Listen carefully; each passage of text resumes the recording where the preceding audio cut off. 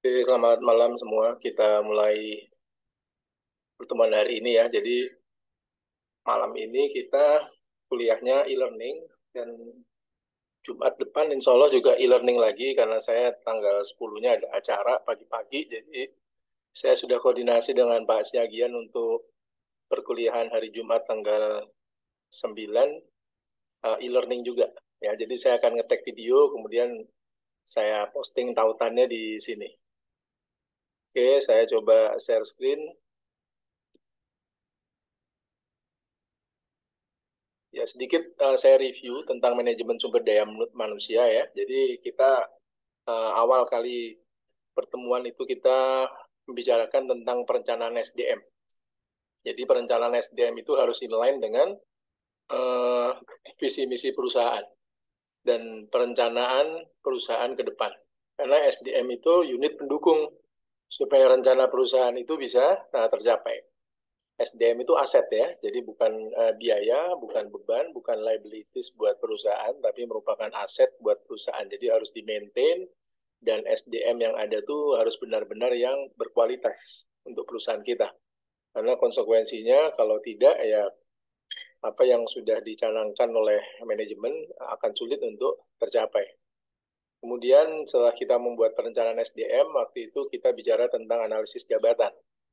Jadi salah satu kebutuhan dari SDM itu kita kan melakukan rekrutmen, ya kan? Nah, sebelum kita melakukan rekrutmen, kita melakukan analisis jabatan dulu. Jabatan apa yang memang akan kita butuhkan. Dari analisis jabatan atau job analysis itu paling tidak terdiri dari dua hal, yaitu deskripsi pekerjaannya seperti apa, kemudian kualifikasi orangnya seperti apa. Itu di job analysis atau analisis jabatan. Dari situ barulah kita melakukan rekrutmen, ya, lowongan. Kita buka lowongan pekerjaan. Nah, rekrutmen itu bisa eksternal, bisa internal. Ya, jadi kalau internal memang ada, ya nggak ada salahnya. Kita lakukan rekrutmen secara internal. Kalau tidak ada, baru kita lakukan rekrutmen secara eksternal. Pasti ada plus minusnya. Rekrutmen secara internal membuat orang-orang yang ada di dalam akan termotivasi bahwa mereka akan selalu bergerak, ya, tidak stagnan di satu posisi. Mereka punya jenjang karir, ya, mereka juga bisa merencanakan karir, sebagainya. Nah, rekrutmen secara eksternal juga ada positifnya juga. Ya. Paling tidak kita bisa ada fresh blood masuk, kita bisa belajar dari orang baru yang masuk, ya, bagaimana mereka, kalau mereka sudah pengalaman di perusahaan sebelumnya, kita juga bisa belajar budaya kerjanya mereka di perusahaan sebelumnya seperti apa, ya kan? Kemudian manajemen stylenya seperti apa, banyak hal yang kita bisa pelajari dari rekrutmen secara eksternal. Nah, dari proses rekrutmen ini baru kita masuk tahap seleksi. Kemarin kita sudah melakukan simulasi seleksi, ada yang wawancara, ada yang psikotes, ya kan? Kemudian ada seleksi berkas atau administrasi sebagainya. Nah, setelah tahapan seleksi ini uh, selesai, baru karyawan itu ditempatkan placement. Ya, nah, tapi sebelum ditempatkan biasanya dia ada orientasi pekerjaan dulu, ya, tentang perusahaan, overview lah tentang perusahaan. Nah, selama si karyawan tersebut bekerja di perusahaan, tentunya eh, karyawan tersebut nggak akan stuck di situ saja, termasuk knowledge-nya, pengalamannya, segala macam. Makanya diberikan pelatihan dan pengembangan. Nah, pelatihan pengembangan ini akan kita bicarakan hari ini. Kemudian setelah itu, sambil karyawan itu bekerja, selalu ada namanya performance review, ya, atau penilaian kinerja.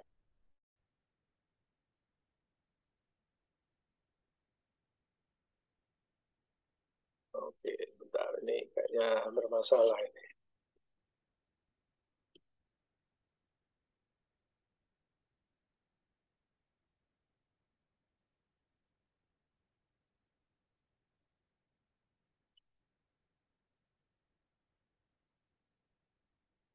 Ya.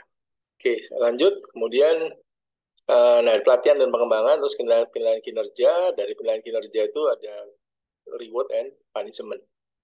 Nah, kompensasi nanti juga kita akan bicarakan di pertemuan-pertemuan terakhir, termasuk benefitnya, terus hubungan industri, hubungan antara pekerja dengan apa, nah, perusahaan, pekerja, perusahaan dengan pemerintah dan sebagainya. Dan terakhir nanti kita akan masuk ke manajemen sumber daya manusia global nanti ya di sesi akhir dari perkuliahan manajemen sumber daya manusia ini. Saya lanjut. Jadi hari ini kita bicara tentang orientasi, pelatihan, dan pengembangan SDM. Ya, ini harusnya sudah terekam. Saya coba.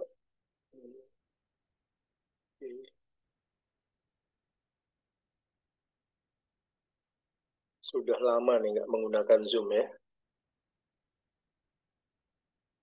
Setelah pandemi ini kita jarang sekali menggunakan Zoom. Ya, memahami pengertian, orientasi, pelatihan, dan pengembangan SDM. Kemudian memahami dan mampu menjelaskan faktor-faktor yang berperan dalam orientasi, pelatihan, dan pengembangan SDM. Kemudian metodenya, metode orientasinya seperti apa pada saat karyawan itu baru masuk. Kemudian kita berikan pelatihan, kemudian kita melakukan on the job training, rotasi pekerjaan, segala macam itu gunanya untuk melakukan pengembangan SDM.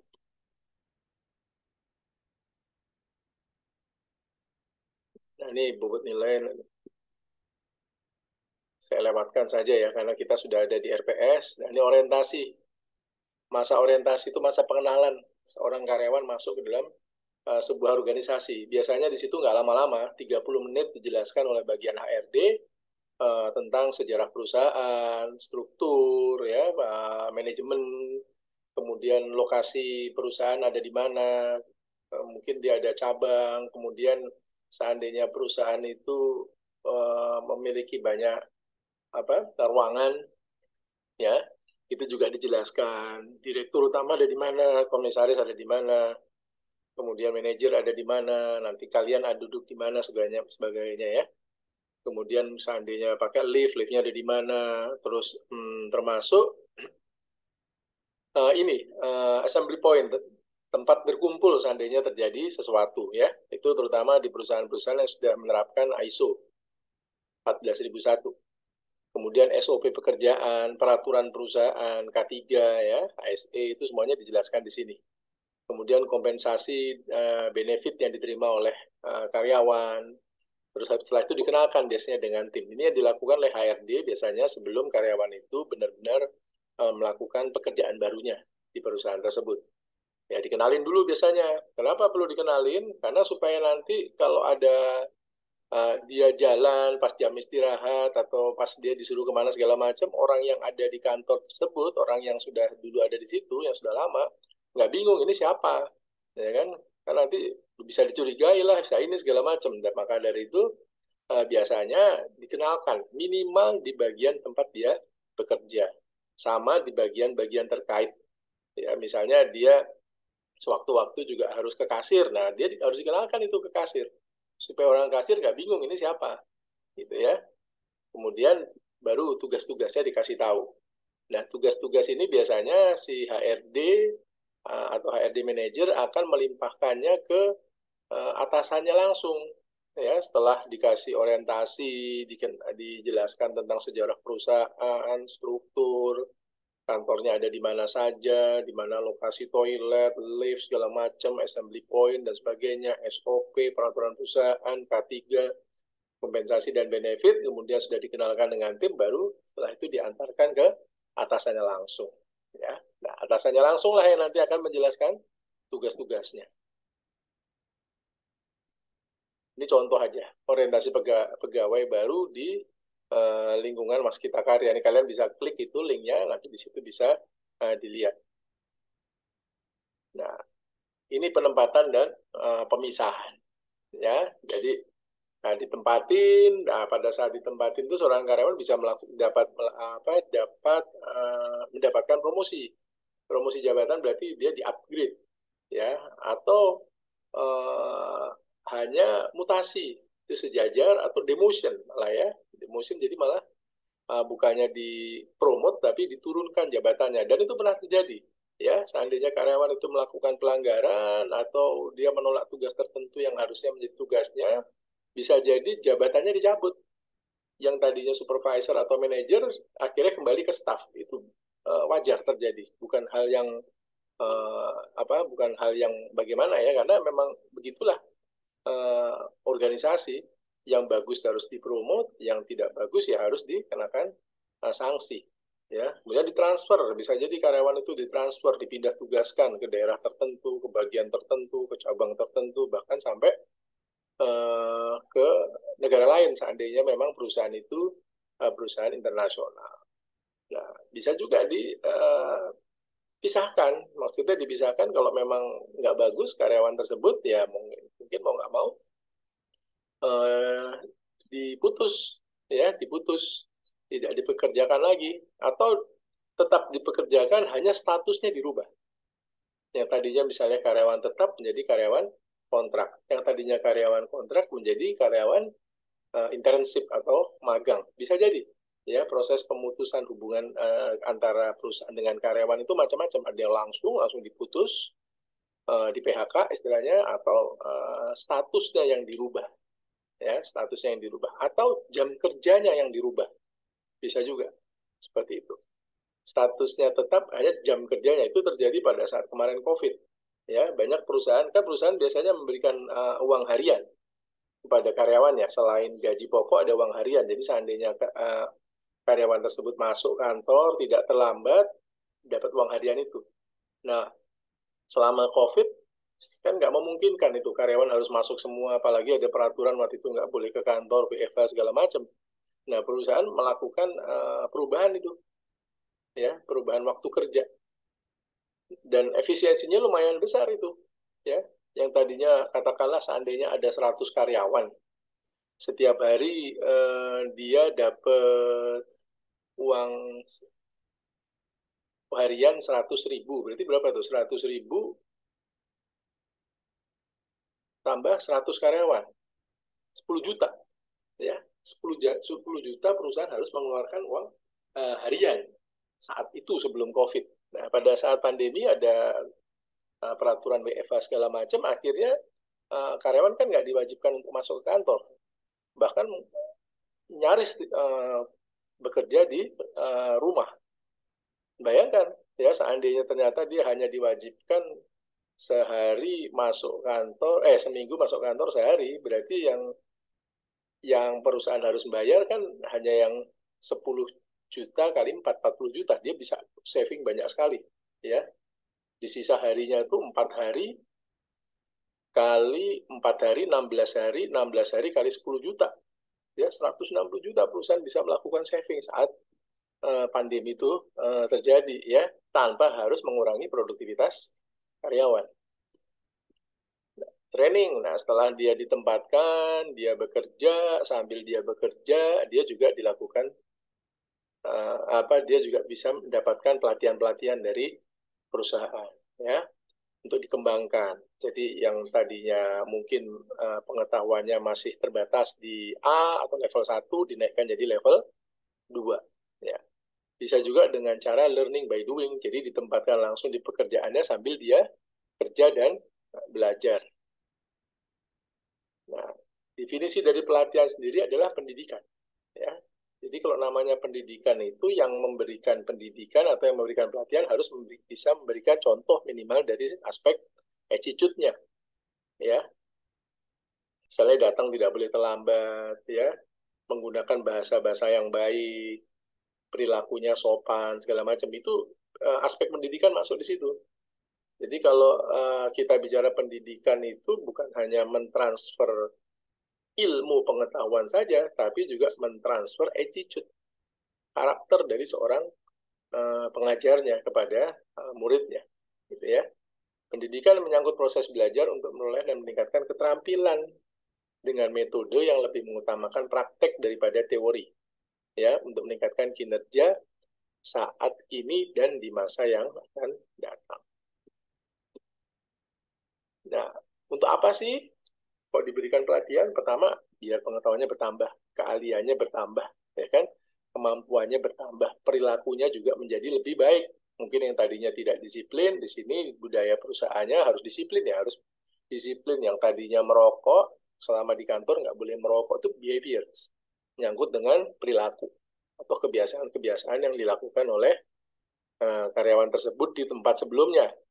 ya, atau sebelum dia bekerja di kantor kita. Kemudian, nah manfaatnya pelatihan itu apa? Salah satunya supaya karyawan itu akan lebih mampu dalam hal memecahkan masalah dan mengambil sebuah keputusan. Karena pelatihan tersebut pertama biasanya untuk menambah pengetahuan sesuai dengan bidangnya. Yang kedua, juga diberikan wawasan tentang proses pengambilan keputusan. Ya. Kemudian untuk pencapaian prestasi dan tanggung jawab yang lebih tinggi lagi, ya kan continual improvement, ya continual improvement. Jadi segala sesuatu itu harus menjadi lebih baik. Hari ini lebih baik dari kemarin, besok harus lebih baik dari hari ini terus. Nah, gimana caranya bisa seperti itu, continual improvement, kalau nggak diberikan pelatihan, gitu ya. Nah, yang berikutnya juga bisa mengatasi stres, tekanan, frustasi, dan konflik. Ya, paling tidak kan pada saat si karyawan tersebut mengikuti pelatihan, mereka jeda dalam melakukan pekerjaan rutinnya. Dan di situ ada sesuatu yang baru kan, otomatis mungkin suasananya baru, pelatihannya khusus di luar kantor, di hotel, sebagainya, itu paling tidak bisa mengurangi stres dan tekanan pada pekerjaan. Jeda sebentar istilahnya ya. Kemudian juga meningkatkan kepuasan dan pengakuan, ya kan. Jadi si karyawan tersebut kan kalau dikasih pelatihan otomatis dia merasa bahwa perusahaan menilai baik pada dirinya sehingga dia diikutkan ke pelatihan. Apalagi kalau pelatihannya itu ternyata tidak dilakukan di kantor, ya dikirim ke suatu tempat atau malah ke luar negeri, itu kan membuat si karyawan tersebut menjadi senang ya untuk kerja di perusahaan tersebut. Keluar dari rutinitas pekerjaan sehari-hari, dia berkesempatan untuk mendapatkan pengalaman baru, pengalaman lain, ya, suasana lain, bahkan ilmu baru, segala macam gitu. Nah, kemudian dalam pelatihan itu salah satu manfaatnya juga mengajarkan kita untuk belajar mendengar. Ya, belajar mendengar. Kenapa? Ya karena selama pelatihan kan biasanya yang lebih banyak berbicara kan trainernya.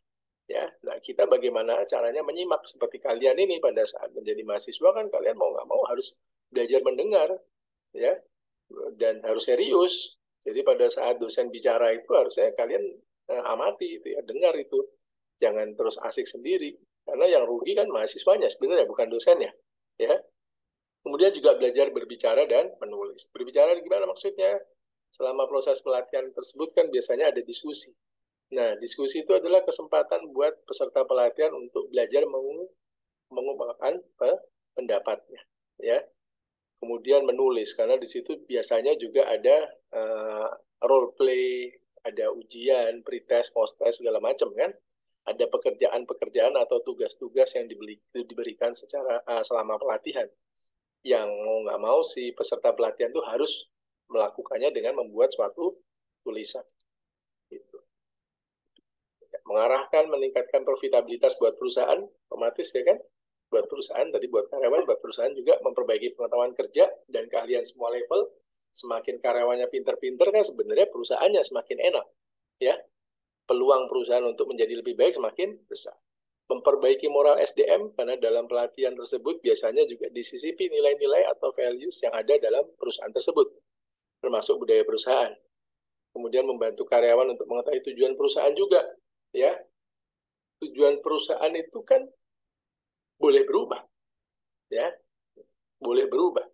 Nah, atau bisa jadi mungkin seorang karyawan belum clear, ya, belum clear dalam memahami tentang tujuan perusahaan ke depan seperti apa. Di sinilah kesempatannya, termasuk menjelaskan tentang visi misi perusahaan, mendukung otentitas, keterbukaan dan kepercayaan, ya, buat perusahaan kan.